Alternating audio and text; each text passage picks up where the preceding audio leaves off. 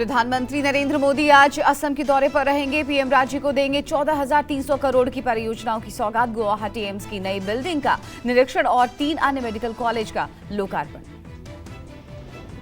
गुवाहाटी के सरसजई स्टेडियम में 10,000 कलाकारों के पेश किए जाने वाले बिहू नृत्य देखेंगे। प्रधानमंत्री दोपहर में गुवाहाटी हाईकोर्ट के प्लेटिनम जुबली समारोह में भी शामिल होंगे। संविधान निर्माता बाबा साहब डॉक्टर भीमराव अंबेडकर की आज 132वीं जयंती है। देश दुनिया में बाबा की धूमधाम से मनाई जाएगी जयंती। राजधानी दिल्ली सहित कई शहरों में विशेष कार्यक्रम। महाराष्ट्र के सीएम एकनाथ शिंदे और केंद्रीय मंत्री रामदास आठवले ने बाबा साहेब की प्रतिमा और अशोक स्तंभ का उद्घाटन किया। तेलंगाना सीएम केसीआर बाबा साहेब की 125 फुट ऊंची प्रतिमा का अनावरण करेंगे। अंबेडकर की 132वीं जयंती के मौके पर तेलंगाना सरकार देश को ये तोहफा दे रही है। दिल्ली में एनसीपी प्रमुख शरद पवार ने कांग्रेस अध्यक्ष मल्लिकार्जुन खड़गे और राहुल गांधी से मुलाकात की। 2024 चुनाव को लेकर विपक्षी एकता को अमली जामा पहनाने की रणनीतियों पर हुई चर्चा। बैठक के बाद राहुल ने कहा, पवार जी भी विपक्षी एकता की अहमियत को समझते हैं और 2024 के लिए विपक्षी एकता की प्रक्रिया को तेज करने पर सहमत हैं। एक प्रोसेस चालू हुई है ऑपोजिशन को एक करने की शुरुआत है। हम सब पार्टियां इस प्रोसेस के लिए कमिटेड हैं। एनसीपी प्रमुख पवार ने कहा कि देश के लिए मोदी सरकार के खिलाफ विपक्ष को एक मंच पर आना होगा। कांग्रेस अध्यक्ष खड़गे ने पवार का मार्गदर्शन के लिए आभार जताया। खड़गे ने कहा कि गरीबी, भ्रष्टाचार और सबसे अहम लोकतंत्र के स्तंभों पर हो रहे हमलों के खिलाफ हम एकजुट हैं। मिशन 2024 के तहत बिहार सीएम नीतीश कुमार ने गुरुवार को सीपीआई और सीपीएम नेताओं से मुलाकात की। वाम नेताओं ने नीतीश की पहल की सराहना करते हुए विपक्षी एकता पर हामी भरी। देखिए, पार्टी और वामपंथियों की रुझान हर समय रही है कि जितने धर्मनिरपेक्ष ताकतें हैं, जनवादी पार्टियां हैं, सबको इकट्ठा होने की जरूरत है। आज अपने देश को, संविधान को और जनतंत्र को बचाना है। बिहार के पूर्व सीएम जीतन राम मांझी ने गुरुवार को दिल्ली में गृह मंत्री अमित शाह से मुलाकात की। हालांकि सियासी अटकलों को विराम लगाते हुए मांझी ने नीतीश को पीएम मटीरियल बताया। और जहां तक प्रधानमंत्री का सवाल है, नीतीश कुमार में सारा गुण है प्रधानमंत्री होने का और वो बहुत ईमानदार प्रयास कर रहे हैं। केंद्रीय मंत्री गिरिराज सिंह ने नीतीश पर बोला हमला। कहा, नीतीश कुमार पीएम पद के प्रबल दावेदार, लेकिन 2024 लोकसभा चुनाव में पद खाली नहीं। गिरिराज सिंह ने कहा, हालांकि हर कोई प्रधानमंत्री बनना चाहता, नीतीश की राजनीतिक दुर्गति होना अभी बाकी है। चारा घोटाले में देवघर ट्रेजरी से अवैध निकासी मामले में सीबीआई ने की आरजेडी अध्यक्ष लालू प्रसाद यादव की सजा बढ़ाने की अपील। सीबीआई ने लालू को मिली 3.5 साल की सजा बढ़ाने की मांग की। असम के सीएम हेमंत बिस्वा शर्मा कांग्रेस नेता राहुल गांधी के खिलाफ दर्ज कराएंगे मानहानि का केस। अडानी पर किए ट्वीट में अपने नाम से जिक्र को बिस्वा ने बताया अपमानजनक। केंद्रीय गृह मंत्री अमित शाह आज पश्चिम बंगाल के दौरे पर रहेंगे। शाह बीरभूम में बीजेपी पार्टी कार्यालय का शिलान्यास करेंगे और बेनी माधव स्कूल मैदान में एक जनसभा को भी संबोधित करेंगे। पश्चिम बंगाल की सीएम ममता बनर्जी ने केंद्र की मोदी सरकार पर फिर बोला हमला। ममता ने कहा, बंगाल की माताओं से आंचल फैलाकर भीख मांग लूंगी, लेकिन फंड के लिए दिल्ली जाकर नहीं गिड़गिड़ाऊंगी। कांग्रेस नेता दिग्विजय सिंह ने मुस्लिमों की आबादी को लेकर बड़ा बयान दिया। मध्य प्रदेश के सागर में एक कार्यक्रम को संबोधित करते हुए दावा किया कि हिंदुओं के मुकाबले मुस्लिमों की संख्या तेजी से घट रही है। आंध्र प्रदेश के कृष्णा जिले में टीडीपी और वाईएसआरसीपी के कार्यकर्ताओं के बीच हिंसक झड़प। टीडीपी प्रमुख चंद्रबाबू नायडू के दौरे को लेकर गुड़ीवाड़ा के सर थिएटर के पास भिड़े वाईएसआरसीपी और टीडीपी कार्यकर्ता।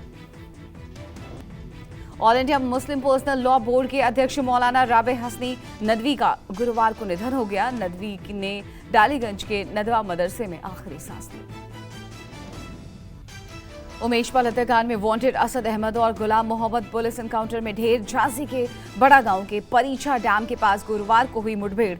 दोनों के पास से विदेशी हथियार भी बरामद। असद और गुलाम का शव पोस्टमार्टम के बाद जिनको अपराधीकृत करते हुए सबने देखा है, मुठभेड़ में घायल हुए तथा बाद में उनकी मृत्यु हो गई। बेटे असद के अंतिम संस्कार में कानूनी पेंच की वजह से शामिल नहीं हो पाएगा माफिया अतीक अहमद। उम्मीद है कि बेटे को अंतिम विदाई देने के लिए फरार शाइस्ता परवीन आज सरेंडर कर सकती है। असद गुलाम के एनकाउंटर पर सियासत गर्म। सपा अध्यक्ष अखिलेश यादव ने उठाए सवाल। कहा बीजेपी भाईचारे के खिलाफ मुद्दों से ध्यान भटकाने के लिए हुआ एनकाउंटर। तुम रूल ऑफ लॉ को कमजोर करना चाहते हो, फिर कोर्ट किस लिए है, अदालत किस लिए है, सीआरपीसी, आईपीसी किस लिए है, जजेस किस लिए है, पब्लिक प्रोसिक्यूटर किस लिए है।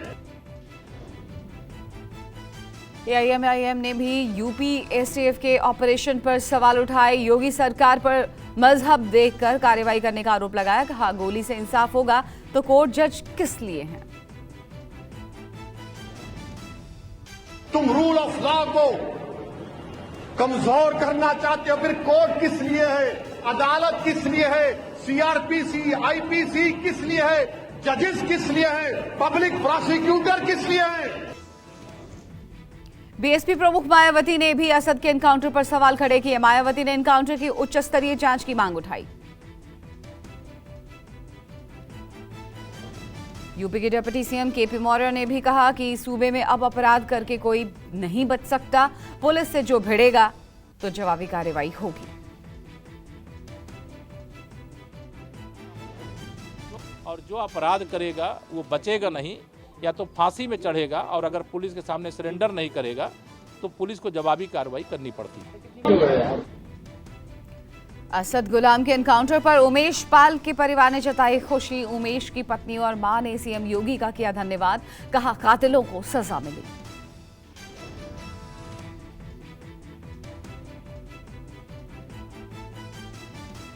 उमेश पाल हत्याकांड में गुरुवार को माफिया अतीक अहमद और उसके भाई अशरफ की पेशी।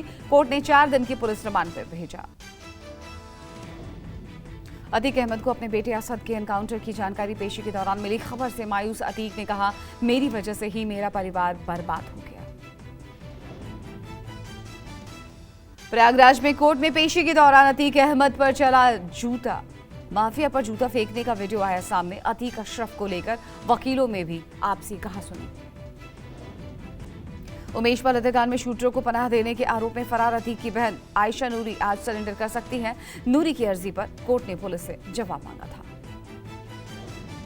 मैक्सिको से प्रत्यर्पित कर लाए गए गैंगस्टर दीपक बॉक्सर की हुई पेशी। गुरुवार को कड़ी सुरक्षा के बीच बॉक्सर को पटियाला हाउस कोर्ट में पेश किया गया। सिविल लाइंस के एक बिल्डर की हत्या सहित कई केस में था वांटेड। यूपी के शाहजहांपुर में चोरी के आरोप में एक शख्स की पीट कर हत्या कर दी गई। कन्हैया हौशरी के मालिक ने की थी अपने स्टोर मैनेजर शिवम की बेरहमी से पिटाई। प्रधानमंत्री नरेंद्र मोदी ने रोजगार मेले का किया उद्घाटन। रोजगार मेले के तहत प्रधानमंत्री सरकारी विभागों और संगठनों में भर्ती हुए लोगों से पीएम मोदी ने बात की। रोजगार मेले में पीएम मोदी ने 70,000 से ज्यादा युवाओं को नियुक्ति पत्र सौंपे। युवाओं को केंद्र सरकार के विभिन्न विभागों में सरकारी नौकरी मिली। इस दौरान पीएम मोदी ने कहा एनडीए और भाजपा शासित राज्यों में सरकारी नौकरी देने की प्रक्रिया तेज गति से चल रही है।